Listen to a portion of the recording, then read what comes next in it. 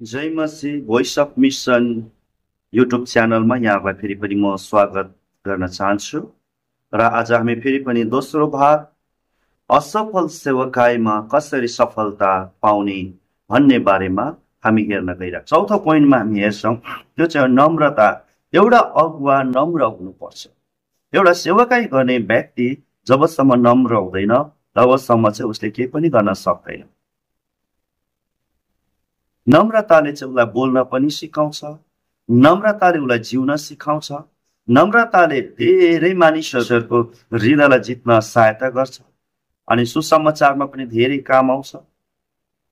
चाहे तपाईँले मण्डली सेवकाई गर्नुहोस्, चाहे कुनै पनि क्षेत्रमा तपाईँले सेवकाई गर्नुहोस्, एउटा अगुवा अथवा सेवकाई गर्ने व्यक्ति नम्र हुनै पर्छ। अनि नम्र तपाईँ हुनुहुन्न भने चाहिँ तपाईँलाई धेरैचोटि संसारले अथवा संसारबाट आएको परिस्थितिले तपाईँलाई जितेर जान्छ। नम्रताले चाहिँ तपाईँको जीवनमा सेवकालाई उन्नति गर्नमा सहायता गर्दछ। पाँचौं पोइन्टमा चाहिँ धैर्यता।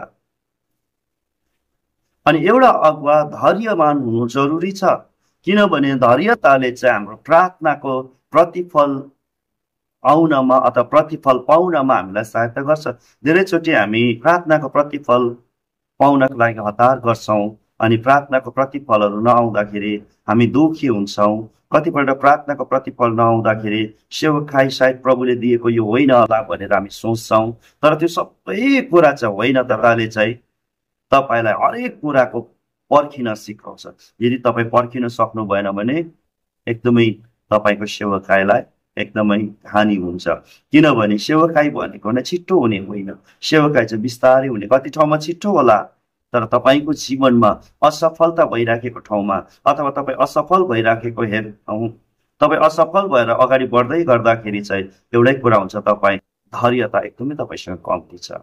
र त्यसले गर्दा प्रभुको सेवकाई गर्दाखेरि हामी धैर्यता हुन लाग्छ। धेरै समयहरू लाग्छ, वर्षहरू लाग्छ होइन, थोरै वर्षको नि होइन, 8-10 वर्ष लाग्न सक्छ, 20 वर्ष लाग्न सक्छ, जिन्दगीभरि नै लाग्न सक्छ। तर त्यति बेला पनि हामीले धैर्यतालाई चाहिँ पक्रिराख्न पर्छ। र यी कुराहरू भयो भने हामी एउटा असल सेवक भएर हामी प्रभुको सेवा गर्न सक्छौँ र यस कुराबाट हामी असफल होइन तर सफल बनेर हामी प्रभु काम गर्न सक्छौँ। हो, सेवकाई गर्न सजिलो छैन, त्यसले गर्दाखेरि सेवकाई गर्नु चाहनुहुन्छ, सेवकाईको दर्शन तपाईँले देख्नु भएको छ, सेवकाई गर्न तपाईँ उत्साहित हुनुहुन्छ, यो याद गर्नुहोस् कि संसार चाहिँ दुष्टको अधीनमा छ। अन्त्यमा चाहिँ तपाईँहरूसित म एउटा वचन राख्न चाहन्छु। यूहन्ना रचित सुसमाचार 8:32 पद, त्यहाँ भनेको छ, सत्यले चाहिँ तिमीहरूलाई स्वतन्त्र तुल्याउनेछ। अब म तपाईँहरूसँग यो कुरा भन्न चाहन्छु, तपाईँले यो पहिला भनिएको कुराहरूमा तपाईँ स्थिर हुनुहुन्छ, यो कुराहरूलाई तपाईँले राम्रो बुझ्नुहुन्छ भने सत्यका आत्माले तपाईँलाई हरेक कुराको प्रकाश पनि दिन सुरु गर्नुहुन्छ। सेवकाई सुरु गरेको 1-1.5 साल 2 सालमा तपाईँले धेरै ठुलो सेवकाई खोज्नुहुन्छ। त्यसले गर्दाखेरि सेवकाईमा यो कुराहरू धेरैचोटि सफल नहुन सक्छ। त्यसले गर्दा तपाईँले अघि भनिएको कुराहरूमा तपाईँले ध्यान गर्नुपर्ने हुन्छ। तब मात्र सत्यको आत्माले तपाईँलाई प्रकाश दिन्छ पनि अनि तपाईँ भित्रको सबै कुराहरूलाई स्वतन्त्र पनि गर्छ। जब तपाईँले सत्यको प्रकाश पाउनुहुन्छ अनि तपाईँको मिनिस्ट्रीको टार्गेट तपाईँले देख्नुहुन्छ, मिनिस्ट्रीको तपाईँले लक्ष्य अथवा गोल भन्ने कुरा चाहिँ तपाईँले पाउनुहुनेछ। नत्र भने तपाईँको सेवकाई बारम्बार असफलता भएर जानेछ।